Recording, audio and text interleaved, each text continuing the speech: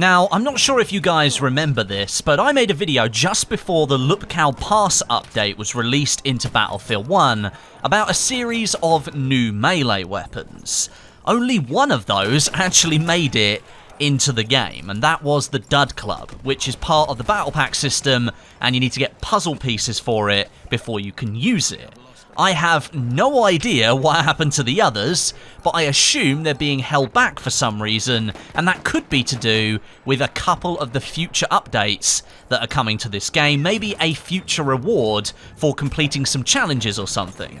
But whatever the case might be with those missing melee weapons, we have been presented with another new one on the CTE in the past few days. This is the Totokia, I don't know how to exactly pronounce this thing, but according to the in-game description, it is a Fijian warhammer with a spike on the end of it to puncture someone's skull. That's rather brutal. Now, looking at the in-game stats, we can see, of course, this is a club melee weapon dealing medium damage, having a good swing speed, and having a fairly wide takedown angle. But what's most interesting, I think, is it has the ability to damage light vehicles. Now, this is something that's usually reserved for the heavier melee weapons, but perhaps that spike can puncture armoured cars or something. It's quite interesting to see.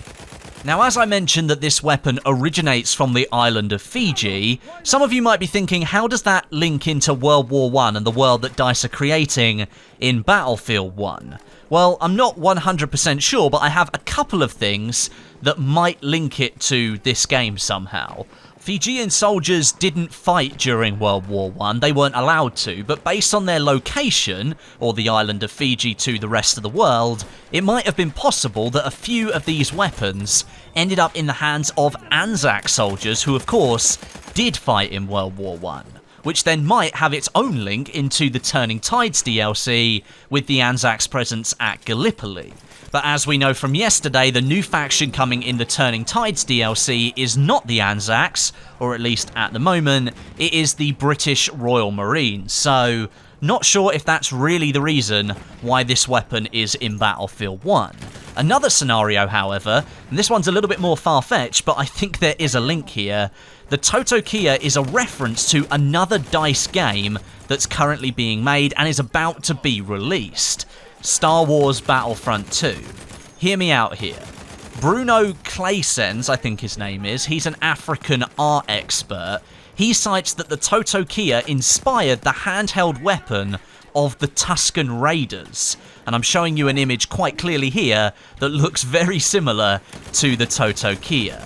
Either way, whether it's an Anzac weapon or if it's a link between two video games and a film series, I'm not really worried about that. It is a cool looking weapon, and it's nice to have another option in Battlefield 1. There are loads of melee weapons, and a lot of people might think, well, some of them are very similar to others and have exactly the same statistics, but I think it's more about personal flair and having some proper customization based on what you want to pick.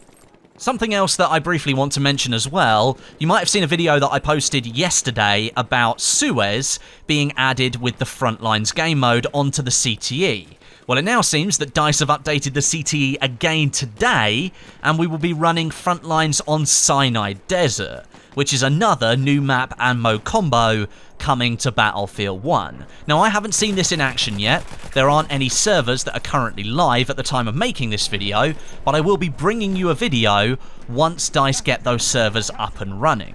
It is really good to see DICE doing this for the players who still only have the base game, as this is a game mode that most premium players loved on the French maps, so seeing it added to most of the base game maps is really awesome.